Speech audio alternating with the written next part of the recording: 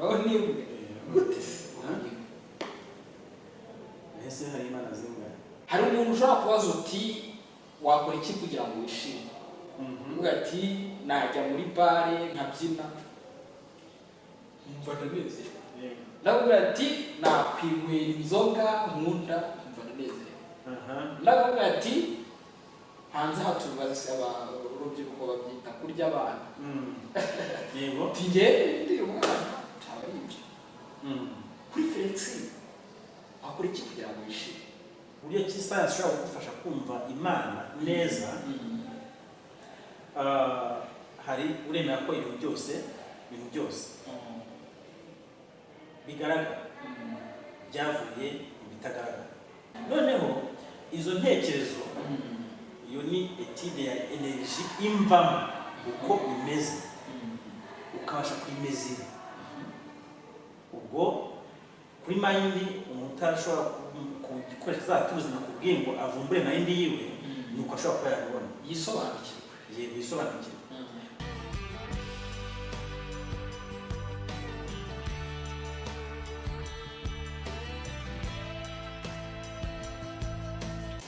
Hi Rwanda, gasuza kandi bahaye ikaze hano kuri M250 TV. Ni M250 TV bisanzwe ngira ngo mumaze kutumenyera mu biganiro bigiye bitandukanye tugenda tubagezaho. Mumaze kubimenyera ibiganiro bijyanye n'ubuzima, ibiganiro bijyanye n'imibanire ndetse tukagaruka no ku myidagaduro tugamije ubuzima bwiza.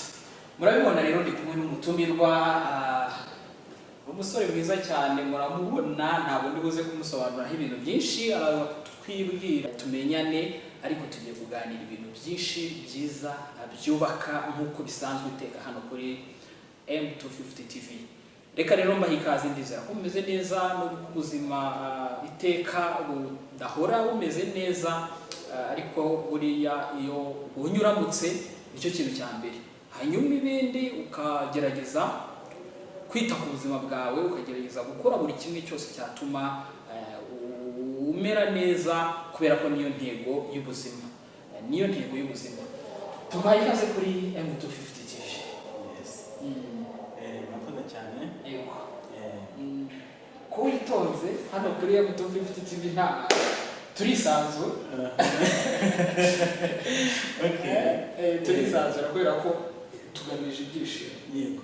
Tugamije ibyishimo. Hari igihe biba ngombwa ko umuntu yega baseyemo, ariko nanone nimba usanzwe wisanzura nta protokole nyinshi zirenze turi buze gukenera cyane kugira ngo ikiganiro kigende neza. Icyakora ubutumwa bwiza bwo burahabona. Tugwaye ikaze rero kuri M250 TV. Ngira ngo urayizi, niyo mpamvu nyine ugiye no kutuganiriza ibintu byiza niteze. Nabwira abadukurikiye ko ndi kumwe n'umwigisha ukomeye cyane ku bintu bijyanye n'ubuzima, ari buze kutuganirira ibintu byinshi cyane. Rero ntimuze gucikwa, nunasigaranye imbogamizi cyangwa ingingimira wandike muri comment. Nyuma y'ikiganiro ashobora no kuzagaruka akabisubiza. Ngayo gukorera ikaze yumve rwose. Yego, reka utwibwire, reka tutangire utwibwire. Yego, murakoze cyane. Nitwa Somana Felix. Yego. Nkaba ndi umwarimu wa sciences, ariko none wa spiritualite. Kubera ko nkunda sciences cyane, ariko naje kubona ko na spiritualite hamwe n'igihe nabyo ari isomo ryiza umuntu akwiye kugira ubumenyi kugira ngo ubuzima burusheho kugenda neza. Uvuze ibintu bikomeye, spiritualite and sciences. Ibi bintu turaza kureba ahantu bihuriye uko biri kose. Hari impamvu wabihisemo ukabikora byombi. Mwamwumviye rero Felix rwose, hari n'ikindi ariko utatubwiye ngira muri buze gukomozaho, ni nayo mpamvu nagutubije. Ufite ishuri rya online, ufite platform ucishaho ubutumwa mu ngeri zigiye zitandukanye muri ibyo bintu wagiye ukomozaho n'ubundi usanzwe ukora. Aguka coaching. Yego. Aguka se yo kutayitubwiye. Ubundi we iyo mvuze spiritualite buriya nyuma yayo haba hari abuka coaching ko n'ubundi kugira ngo abuka coaching itekerezeho nuko n'ubundi nari maze kumenya ko hari icyo bita spiritualite amana usanga abantu benshi ntabwo bagifite amakuru. Buriya rero muzajya mubibona cyane ku mbuga nkoranyambaga nubona abuka coaching ujya wumva umuntu byishima kari Felix ibyo byose spiritualite science n'ibindi bigiye bitandukanye bifite aho bihurira n'ibyo ngibyo nibyo bitambuka kuri abuka ni platform ukunda gukoresha. Muri rusange ni ishuri riri online hanyuma iryo shuri usanga twigishamo ibintu bya cyisize uko navuze ko ndi mwarimu wa cyisize hanyuma hamwe n'igihe rero naje kubona ko ikintu bita spiritualite nacyo ari ngombwa kugira ngo ubuzima bugende neza. Nza gusanga n'abantu benshi inshuro nyinshi bataba ari ikintu bakeneye cyane kandi nyamara iyo umuntu agizeho ubumenyi mu buzima burushaho kugenda neza ndetse akajya no kuntu byishimiye ubuzima. Niyo mpamvu rero platform hari iriho n'amakuru meza yafasha abantu kuryoherwa n'ubuzima muri rusange. Ngiye namaze kwisura ngira ngo nimba batanabizi ngira aho igice nandikaho ndi umwanditsi kuri abuka wenda tuzagira umwanya tubibabwire neza ni ibintu bya birebire bitewe n'ibitambukaho kuri abuka ariko kubera iki wenda twise twihute cyane ariko turaza kugaruka inyuma ho gatoya duciremo muri make impamvu watekereje gukora abuka coaching. Impamvu natekereje gukora abuka coaching nabyita ko ni nk'igice cyane cy'ubuzima ntangiye gusa naho mbona isi mu buryo butandukanye ko nayibonaga mbere nkiri umwana uko nabonaga isi nariga muri kaminuza nuko nayibonye ngeze mu buzima byari bitandukanye cyane.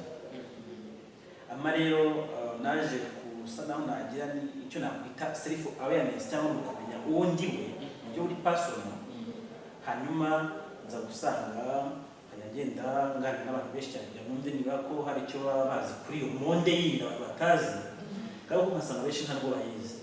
Noneho nza kugira igitekerezo ndabona ni gute abantu benshi bagira access kuri aya makuru aba asa naho ahishwe. Noneho nza gutekereza ko turi muri monde aho tekinoloji isa naho ifatiye runini ndavuga ni ahari wagira iki platform ayishyira hariya noneho abantu bakajya bagira access kuri aya makuru. Abandi aya makuru abantu bashobora kuyashyira gute rero abandi bashobora kwandika nkuko nanjye gusaba ko bashyiraho amarticle harimo amakuru bakeneye hari n'abandi nabo bajya bandika bakajya kuri topics zitandukanye ariko zijyanye n'ibyo bintu nyine birashinga abuka. Ama rero bimwe kuko abantu benshi bagira access kwa makuru ngira iyo platform ushyiraho iyo platform kubera iki wayise abuka. Impamvu nayise abuka ni ijambo risa naho abantu benshi batabyumva neza ariko nkuko nabikubwiye Felix uri secondaire cyangwa se muri primaire Felix uri secondaire Felix uri kaminuza na Felix hanze ya kaminuza n'abantu batandukanye. Haraho rero noneho nageze mbona ko kwabuka umuntu ntabwo ari umubiri gusa umuntu agizwe n'ibice birenze umubiri ari naho nakunze kujya n'abantu benshi cyane rwose kuva 2016 ntangira kuba aware y'ibyo bice bindi nanjye ntari nzi ntangira kubaza ati none abantu bice bo barabizi kugira mbimenye ndi mukuru we nakageni none abandi bo barabizi ntangira kugenda muri icyo kimeze nka research mu bantu nyamara nkasanga nabo bantu ibyo bice ntabwo babizi. Inshuro nyinshi avuga ngo ati maze kuba aware cyangwa se maze kumenya ko ibyo bice bihari maze nk'umuntu ati umuhanzi n'ibice bingahe ugasanga umuhanzi ko agizwe n'umutwe igihimba amaguru n'amaboko abenshi uko basubiza cyane ho kandi uko nanjye nkubwije ukuri muhire muri primaire na secondaire enda kaminuza abona nzi ko somo cyangwa se roho ibaho ariko ntabwo nari nyizi ngo mbe navuga ngo fixe how can I communicate with my soul ntabwo nari nzi ariko with the tools cyangwa se ibikoresho bitandukanye nagiye mpabwa n'abamenta banjye nagiye mbona ko abantu hari batanze ama rero abuka rero ndabona niba amaze kumenya ko umuntu afite roho akagira na marine cyangwa se icyo twakwita ko cy'intekerezo ni gute umuntu yakwaguka noneho akagira impagarike n'ubugingo kuko ari umuntu wemye basanga ko agomba kwita ku mubiri akita kuri mind akita no kuri soul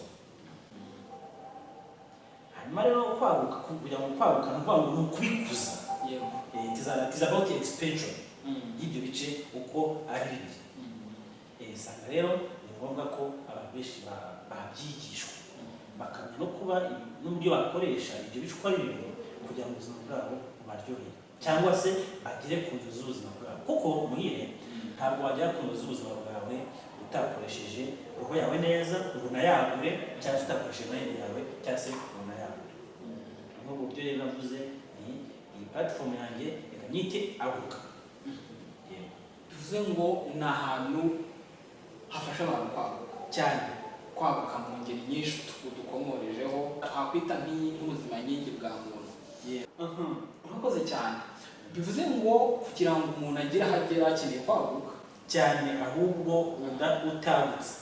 utabutse nta naho ugera buriya niyo mpamvu muhire ubwije ukuri utabutse ntaho wagera kuko kugira ngo ugire aho ugera ni uko ya roho yawe igufasha kureba ibintu bishya kuko ni nawo umumaro wa roho gatoya cyane iyo uzanye n'ibintu bya roho abantu bashobora kwita bika ibintu bya roho se bihuriye he no gutera imbere buriya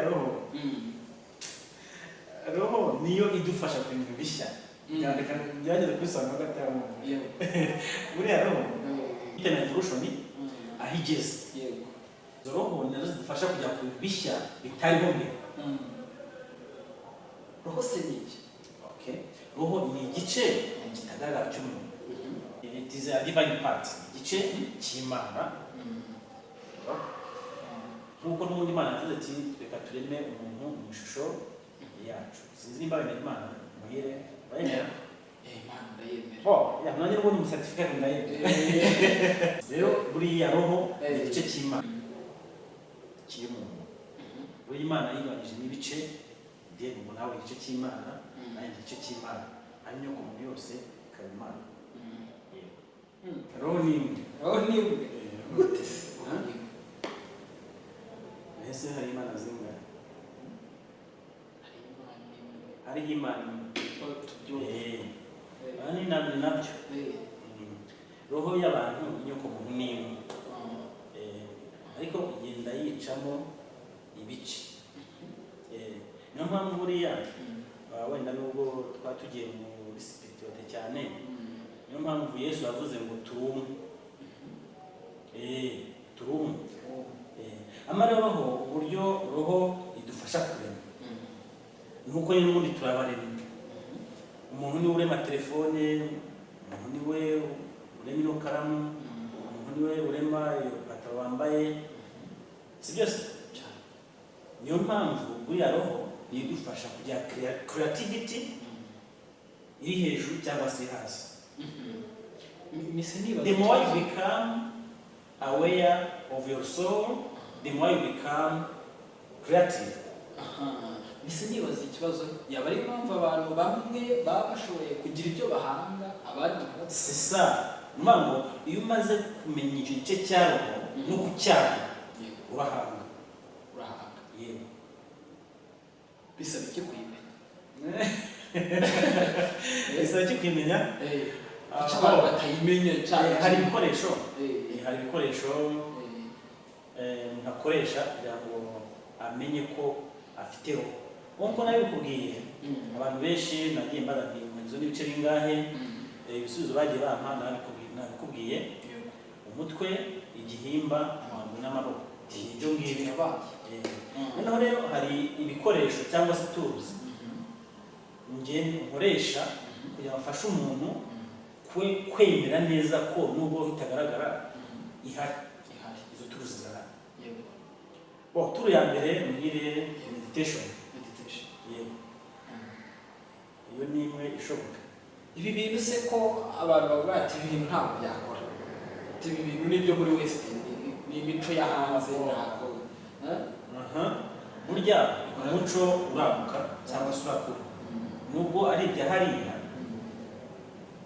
natwe dushobora kuba twabifata, ariko nyamara si ibya hariya. Nese buriya abantu ba kera bo ntabwo bahangaga se muri barahangaga none. Buriya rero uzabaze nk'umuntu w'umuhanzi wa kera umaze uti ariko kugira ngo uhimbe indirimbo byagusabaga iki?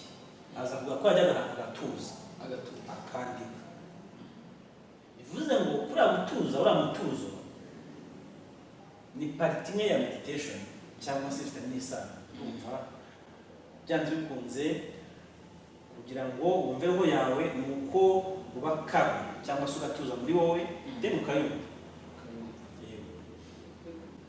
Ntabwo ndabyumva neza, hari n'abadukurikiye baraza kutubwira kugira ngo umuntu agire igitekerezo cyo guhanga ikintu gishya akagenda akicara hariya agatekereza. Ese ubundi uratekereza cyangwa uricara gutyo gusa? Do you know what is inspiration? Tubwire. Ushobora guhumekerwa kuko roho ni pariti yacu idufasha gukominikana n'Imana cyangwa se kugira ngo usabane n'Imana. Ubundi ibintu byose birimo hano ku isi Imana yabiyoboye. Yes. Iguha information, information zikakirwa na roho yawe. Roho yawe ikagufasha kuzishyira muri mu isi igaragara binyuye muri feelings zawe. Yes. Tuvuge muhire nkawe ukora iki mu bijyanye tuvuge nk'ikintu wakora ukagihanga nubwo kitakiriho kikava mu mutwe wawe ukagishyira ku isi abantu bakakibona bakagikoraho cyangwa se bagahumura cyangwa se bakakirya. Inyandiko. Okay, yes. Urakoze cyane. Hawe muhire ushaka kwandika. Muba muri make umwanditsi. Uranabikunda. Ngo roho yawe kumvisha ko uri umwanditsi binyure mu marangamutima ugira birimo wandika. Niyo uri mu gitabo cyawe. Wanatubwiye ko n'ubundi uri umwarimu ku bijyanye na siyansi. Ibi bintu bihuza gute na siyansi? Bihuza gute na siyansi? Ibyo bintu bidafatika, izo mbaraga zidafatika uzihuza ute na siyansi igize umuntu? Okay, buriya rimwe hari igitabo nkunda gusoma cyane. Hari igitabo kimwe gusoma bavuga ko religion yahambye Imana ariko siyansi ubwo irayizikura kambivuga uti cyase irayihamba. Religion yahambye Imana, siyansi ntabwo kwizera ko ntiyari yapfuye. Irayizikura ubwo yari yayizitse cyase irayihisha yirenza itagani byose siyansi Imana yayihambye ari nzima. Imana rero buriya siyansi yafashe kumva Imana cyane. Nkubwije ukuri pe ntabwo ukubeshye kuko rero ni ibindi bintu. Siyansi yafashe kumva Imana cyane. Buriya iyo ubyinjiyemo neza ibyo twita quantum physics sinzi nimba hari icyo uyiziho. Abadukurikiye harimo abagiye babizi kugira ngo nibo turi kubwira. Buriya ituma umenya Imana neza. Twavuga mu kindi kiganiro ariko byo siyansi ifasha kumva Imana cyane. Tuzagenda tubiganiraho cyane. Murumva ko Felix afite ubumenyi bwinshi dukeneye. Tuzagenda tubiganira ariko ntacyo gatoya ducire ku mayange tubwire uburyo siyanse n'izo mbaraga zidafatika bigira umumaro bikagirira umuntu umumaro wo kubaho ku isi. Kubaho ahanga kubaho. Okay, yes, ndabona ushatse ko tubijyamo cyane reka mbisobanure ntacyo bitwaye. Urabona umuntu uko tubizi mu gice cy'umuntu hari uduce twita ubwonko. Ubwonko buriya budufasha gutekereza. None muhira hari isano hagati y'ubwonko n'intekerezo cyangwa se brain and mind.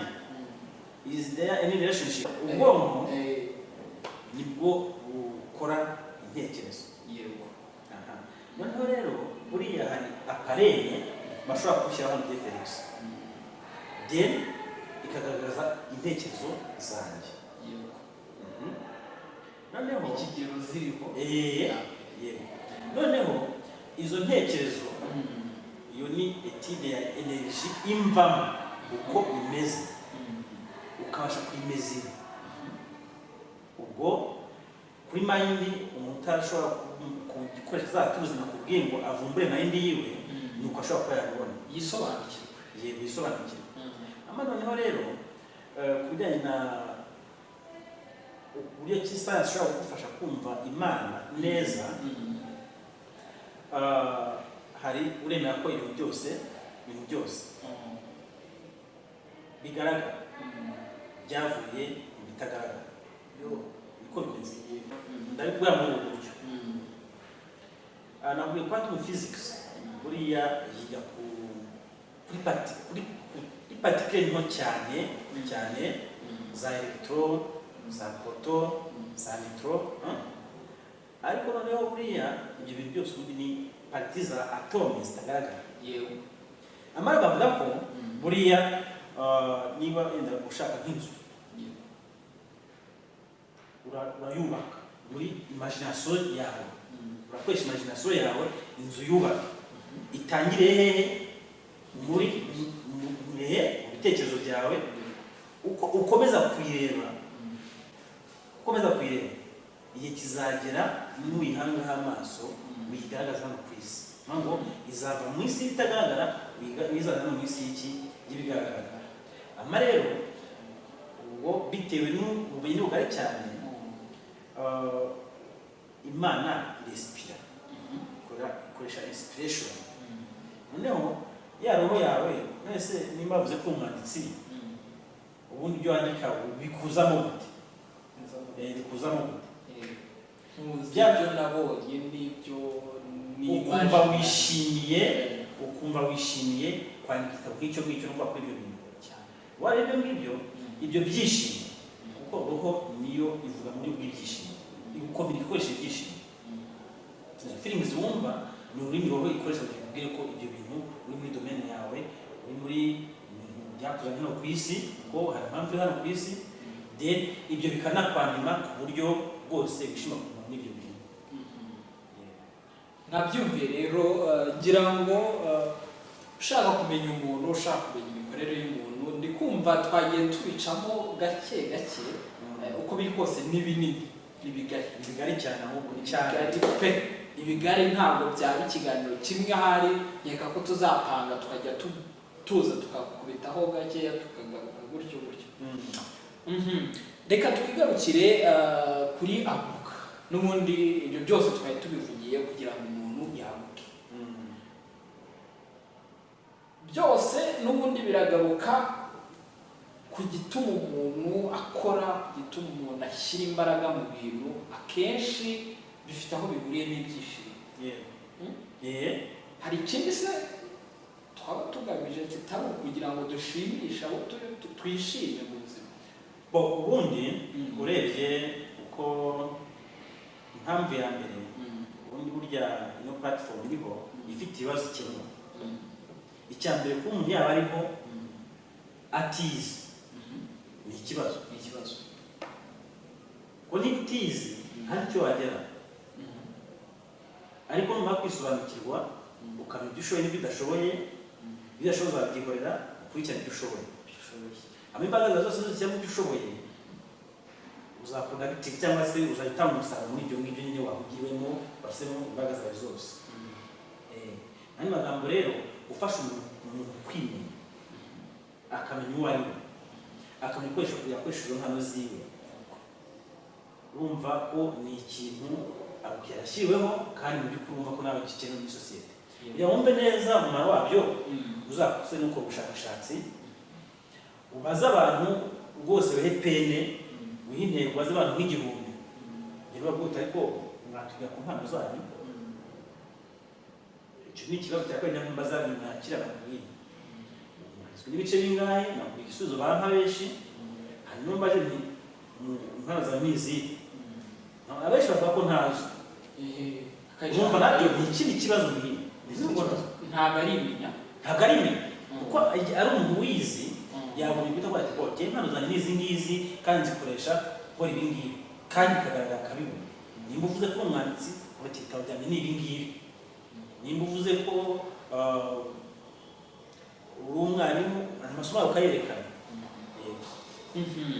mwabyumviye rero abadukurikiye ngira ngo ikiganiro cyakomeje kubaryohera cyane turi kuganira n'ubundi ku bintu byubaka bijyanye n'ubuzima bijyanye no kwimenya bijyanye no n'ibintu byinshi bishobora gufasha ikiremwamuntu nk'intego zacu n'ubundi hano kuri M250 TV turi kumwe rero n'umutumirwa nk'uko muri kubibona ni Sibomana Felix ari kutuganirira ni umurezi ni umwarimu ni ibintu asanzwe akora kandi n'ibintu akunda bijyanye no kubaka umuntu bitari ukumurema kubera ko wamuremye warahari ariko buriya umuntu ahora avugururwa ni byiza kubera ko n'inzu barayisana ariko n'iby'inzu bashobora kuyisana umuntu nawe aba akeneye gusanwa kugira ngo ibintu birushaho kugenda neza turi kuganira rero turi kuganira ku muntu turi kuganira ku cyakoze umuntu turi kuganira ku bintu bigiye bitandukanye bijyanye n'umuntu tukiri kuraguka uko biri kose kugira ngo umuntu yaguke nari mbikomoje nk'ibintu bijyanye no kwishima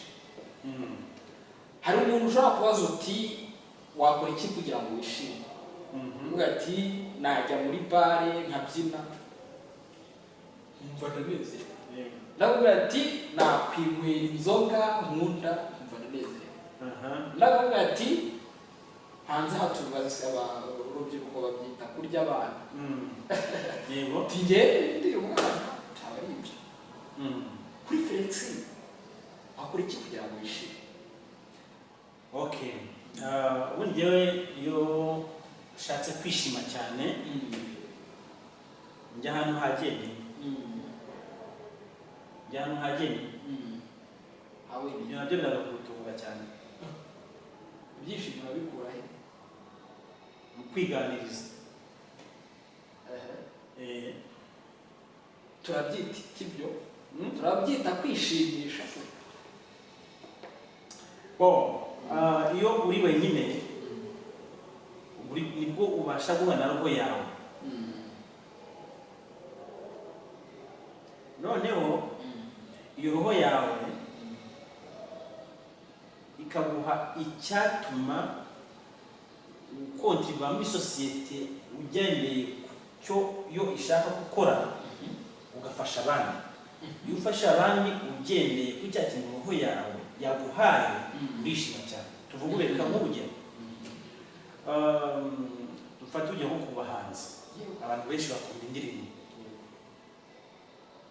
uriya muhanzi kugira ngo iriya ndirimbo isusurutse abantu ntabwo yayihimbye arimo asaragurika mu bantu nta nubwo ayitoragura ahubwo arabanza akajya mu nganzo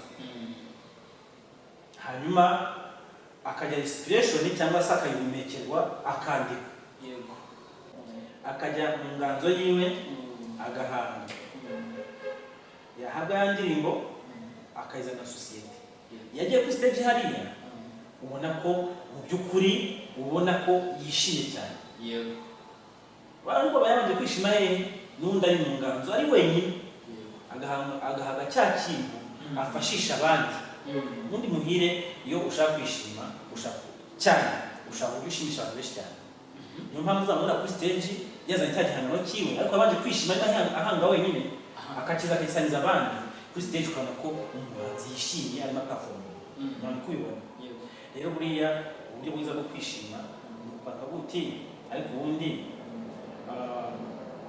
ni iki nakora kugira ngo bagenzi banjye bishime none cya kintu wakora birasa n'uri kuza gutega amatwi iki yawe ama ukagufasha kukirema ukageza abandi.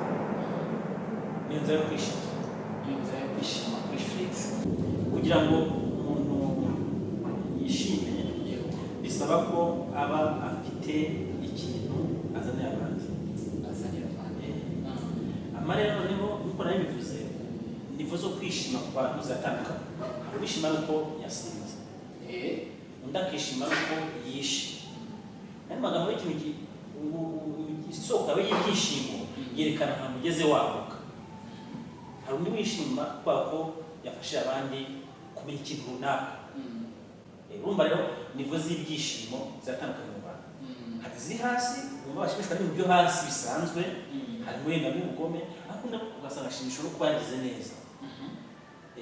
Rero icyo umuntu ahera yishima biterwa na level of consciousness, uburyo ki yagutse, uburyo agezemo yaguka.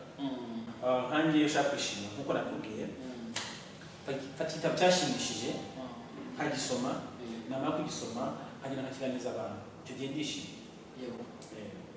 Ubu se umuntu mutandukanye kwishima muri ubwo buryo ntabwo waba yishimye se cyangwa waba yishimye, ariko uko kwishima ikintu kimutera kwishima cyerekana aho ageze yaguka.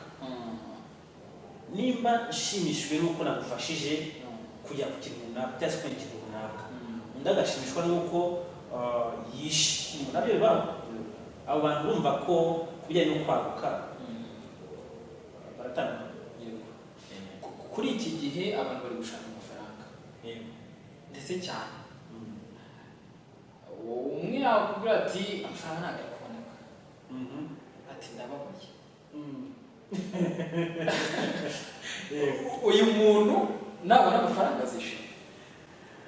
Amafaranga ntabwo yatuma wishima, ahubwo icyo wakoze nimba ari ikintu gituma abantu bishima benshi, icyo cyabatera kwishima. Kuko wabonye icyo ukora kugira ngo bishime, amafaranga bizana amahirwe. Amafaranga ntabwo yabuze, amafaranga arahari, ahubwo icyabuze ni icyo abantu bakora kugira amafaranga aboneke. Impamvu bakibura ni iyihe? Ni uko batazi ko bafite roho yabafasha kukirema. Abantu reka utuganirizeho gatoya ku kamaro k'abantu mu kuba umuntu yagira ibyishimo. Umumaro w'abantu kuba umuntu yagira ibyishimo, kugira ngo umuntu agire ibyishimo bite n'abandi, mbere na mbere urabanza umenye ngo urinde, sibyo? Numara kumenya uwo uri we bizagufasha kurema cyangwa se gukurura abantu wifuza mu buzima bwawe kugira ngo ubashe kwishima. Nukurura abantu basa nawe uzishima cyane. Hari ikintu kijyanye no gushimirwa, gushimirwa kandi uko biri kose umuntu ashimirwa n'abantu. Ubundi hari abantu usanga iyo atashimye uwababara bimubabaza. Hari abantu bakunda gushimwa. Iyi filozofi yo gushimwa yo uyifata ufite mu kuba ari ikibazo. Byose bihuriye na kwa kwimenya bituma uhanga ikintu kikagufasha kuba wakwishima cyangwa se warema ibyo byishimo. Ubundi buriya bijyanye no kwishima, na mbere y'uko umuntu agushimye uriba wishimye. Wishima igihe uri murema cya kintu kizatera abantu gushimira. Noneho umuntu agushimira bitewe n'agaciro k'ibyo wamuhaye. Rero byanze bikunze iyo agushimiye ushobora kuvuga uti okay, natanze ni byiza. Nabyo urumva ni ibiza byiyongera ku bya byishimo byawe n'undi ufite. Muri rusange rero kuba abantu batuma urushaho gukora cyane kuko ntibagushimiye, ibyo ni ibintu byumvikana. Nabyumviye cyane rero rwose kijyanye no kwishima. Ikibazo cyavuga giti wakora iki kugira ngo wishime. Kuri we kuba atuje ari ahantu ha wenyine bikamuha uburyo bwo gutekereza. Uko gutekereza kukaba kwagira kwatuma hari icyo ushobora gukora. Icyo ushobora gukora rero uburyo kiba appreciated, uburyo gishimwa n'abandi, wumva bikunyuze cyane. ngayo nguko rero nuko nguko kuri Flex bimeze. N'abandi rero kugira ngo n'ubundi biganiro tugenda dukora biba bigamije ngo ubundi akenshi tuba dushaka ibyishimo, yego tunakora dushaka ibyishimo. ubundi muhire nta gucena ijambo muri rusange ibyishimo ni ikingenzi mu buzima, niyo mpamvu turiho buriya. Ibyishimo, urukundo, aya ni amagambo ubundi ashobora kujya gutandukana. Ibyishimo, urukundo n'ukuri ni amagambo rwose dukenera cyane mu buzima, ku buryo ni nayo ntego nyamukuru y'ubuzima ni ukwishima. Ariko uzishima ryari? Uzishima igihe wabashije kuzana ikintu gifite agaciro hano ku isi gifasha kubaho neza, nibwo uzishima. Kuzana ikintu gifasha abandi n'ubundi nawe kiba kigufasha, ijya kurishira ku rugo ikibazo kikagufasha ukabona kinafashije abandi. Hanyuma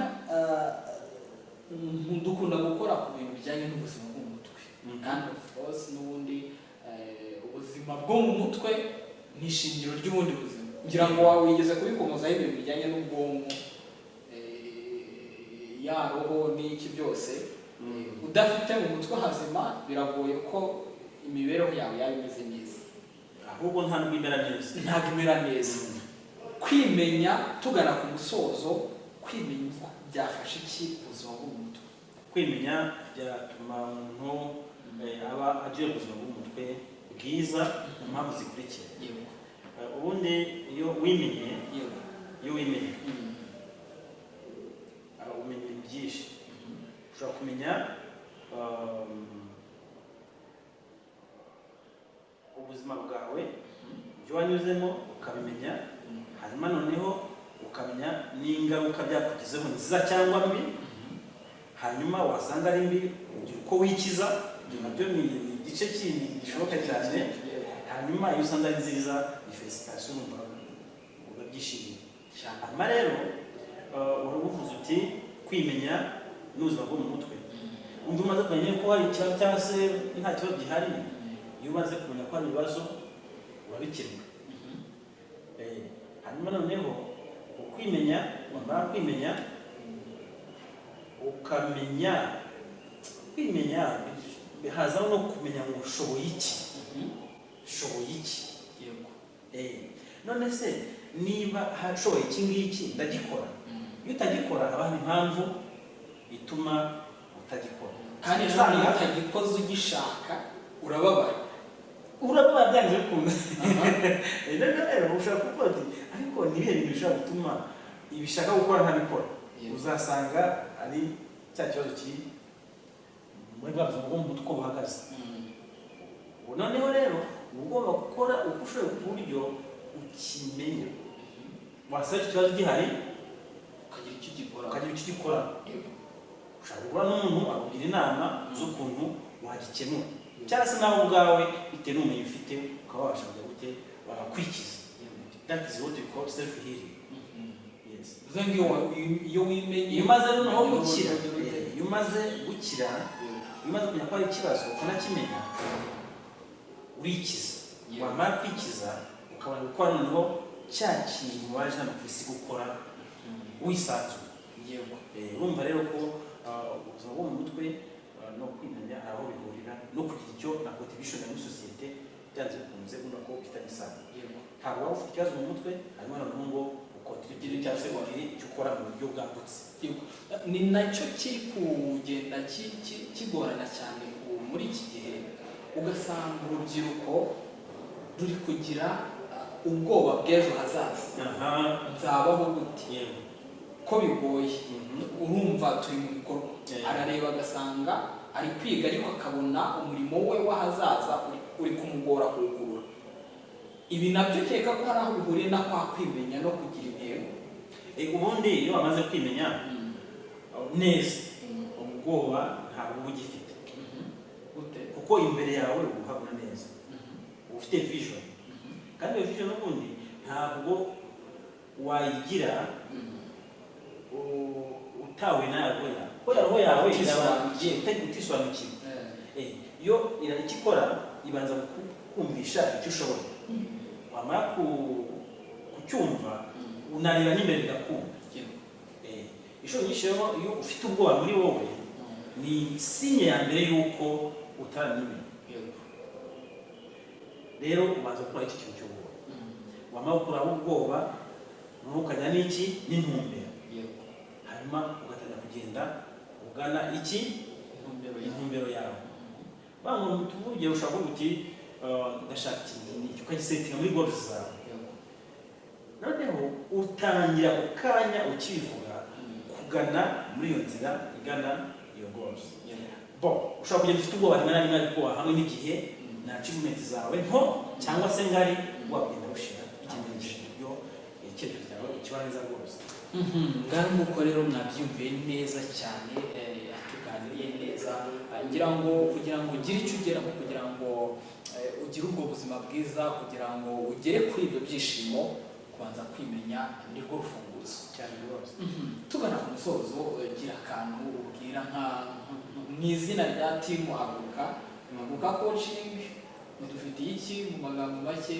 wabwira icyo babiryoshye ubundi muri rusange dufasha abantu kwisobanukirwa n'abo ari bo hanyuma noneho bamara kumenya abo ari bo tukabafasha kubona impano zabo kuzerekana no kuzikuza hanyuma bagatangira kuzikoresha bakotirwa muri sosiyete cyangwa se bagira icyo bamara sosiyete hanyuma noneho buryo ufite icyo umaze muri sosiyete unabaho neza ko cya kintu muri sosiyete byaze bikunze ubona inyungu mu buryo butandukanye na bya byishimo twahoze tuvuga na bya byishimo biraza rwose hanyuma noneho ikindi aho ngaho ni mu gice kigendanye n'ubwabwe bwa muntu hanyuma hari n'amasomo agendana na tekinoloji nayo arahari hakabaho n'ikindi gice cya sasizi ariko sasizi isa naho iri moderne igufasha kumenya neza Imana ubwo ni siyanse iri mu Imana yerekeje mu Imana mwabyumviye rero bakunze ba M250 TV ngira ngo Haguruka coaching bayibona gute